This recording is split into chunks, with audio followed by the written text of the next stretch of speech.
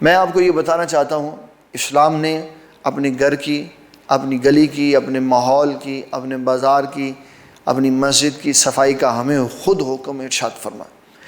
جب میں آپ کو یہ کہوں گا کہ یہ گھر میرا ہے تو اس کی خوبصورتی اور صفائی کا خیال میں خود رکھوں گا، لیکن جب میں اپنی گلی میں نکلتا ہوں تو میں یہ سمجھتا ہوں یہ گلی محلے داروں کی ہے، تو میں کہتا ہوں ٹھیک ہے، کوڑا کرکٹ پڑا ہے تو پڑا رہے۔ لیکن جب میں یہ سمجھوں گا کہ یہ میری گلی ہے، یہ میرا علاقہ ہے، یہ میرا شہر ہے، یا یہ میرا ملک ہے، تو پھر میں اس کے لیے کام کروں گا۔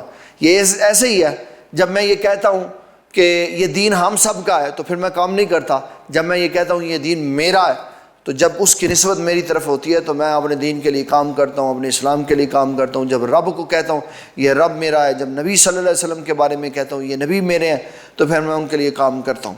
تو جب میں یہ کہتا ہوں یہ ملک میرا ہے تو پھر ملک کی صفائی ستھرائی، ملک کی پاکیزگی کا میں خیال رکھتا ہوں، اس کے اندر گند نہیں پڑنے دیتا، اپنے گھر کے اندر اور گھر کے باہر ایک جیسا ماحول رکھتا ہوں۔ حضور صلی اللہ تعالیٰ علیہ وسلم آپ نماز ادا فرما رہے تھے، حضرت جبرائیل علیہ السلام نے آ کے عرض کی حضور موضع اتار دے، موضع اتار دیے۔ جب آپ نے سلام پھیرا تو دیکھا کہ سب صحابہ نے موزے اتارے ہوئے۔ آپ نے فرمایا تمہیں کیا ہوا؟ عرض کی حضور آپ نے اتار دیا تو ہم نے اتار دی۔ آپ نے فرمایا مجھے تو جبرائیل علیہ السلام نے کہا اس پہ کچھ لگا ہوا ہے اس لیے میں نے اتار دیا۔ یہ پاکیزگی کا انتہا درجے کا مقام تھا کہ کوئی ایک ذرہ لگ گیا کسی شے کا تو اس کو بھی اپنے جسم سے جدا کر دے۔ تو ناظرین کرام یہ ذہن میں رکھیے، پاکیزگی صحت دیتی ہے، ایمان دیتی ہے، تقوی دیتی ہے، نفاست دیتی ہے اور شرم و حیا عطا کرتی ہے۔ ہم پاکیزہ رہیں، صاف ستھرے ہیں، ماحول کو پاک رکھیں، صاف رکھیں۔ بالخصوص جب گاڑی پہ سفر کریں تو وہ میرے بھائی جو گاڑی پہ بیٹھ کے سگریٹ پیتے ہیں اور پھر سگریٹ باہر پھینک دیتے ہیں، اس سے کئی جانوں کو خطرہ ہوتا ہے۔